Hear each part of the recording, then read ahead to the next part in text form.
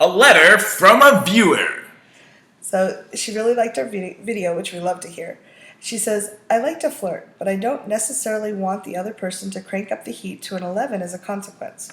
Problem is, when I tell the other person, the person I'm flirting with, that I'm a shy, slow, tentative person, which is what we recommended, sharing if you feel awkward or shy, it seems to come across as I hereby encourage you to channel Pepe Le Pew and ignore all boundaries starting now. That makes me scared to flirt, so I haven't in ages.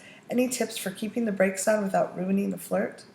This is Reed Mahalka from readaboutsex.com. And this is Kathy Vartuli from theintimacydojo.com, and she's about to give us some amazing wisdom for our person who wrote in. Thank you for writing in. Yeah, it's great. Great question. So what's your answer to the question? So you're already being really courageous and brave and sharing that you're shy and awkward. If you can, sharing that you love to flirt, but you don't necessarily mean it as an escalation to Pepe Le Pew. You can even use that example because most people know who that is. Just letting them know what you want, letting them know what kind of flirting you like back. If you can ask for that, that can be really powerful because most people really do want to do a good job. And they might be so excited that someone's actually saying, I do want to flirt, that they just take that and run. Yeah, this would be an extension of the advice from the other videos. Now that you have more information about what doesn't work for you, put that into how you're inviting people. You know, I would like to flirt with you, which I'm glad it was working. Yeah. You know, just going up and being really honest with people. Yeah. And then saying, just so you know, like, I'd like, on a scale from 1 to 10, I'd like to keep this in kind of the 6, 7 range, not the 11. So if it's too much, I'll let you know so we can dial it back down. And for you as well, can we play the dial game? Yeah.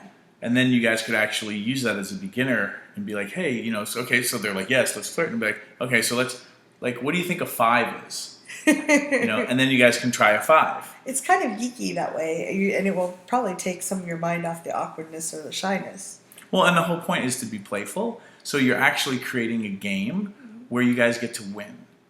And the whole, you know, so this is what a 5 is like for me. What's a 5 for you? It's like, okay, so now, like, what's a 7?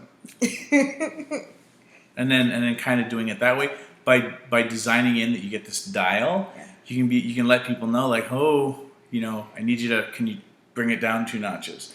It's almost like a flirting version of it having a safe word. You know, you're like, green light's great, go, go, go. Yellow is caution, red is we need to stop. There's nothing wrong with building these things in. Mm-hmm. And again, remember the people that you're flirting with cannot read minds. That you even invited them to flirt in the first place is probably getting people super excited because a lot of people want to be playful.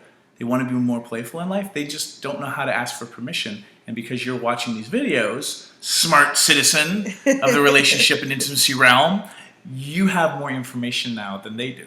You have more tools. Yeah. So you can create more and again, figure out what's not working for you. Try to design that into the invitations in playful ways for people so that they can win.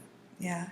Congratulations. I really love that you have the courage and you're getting out there and flirting a bit. And we really appreciate you asking the question. It's a great question. And for those of you who want to leave comments and don't know what to leave us some of your worst and best pickup lines. Flirting. I need more pickup lines. Help me.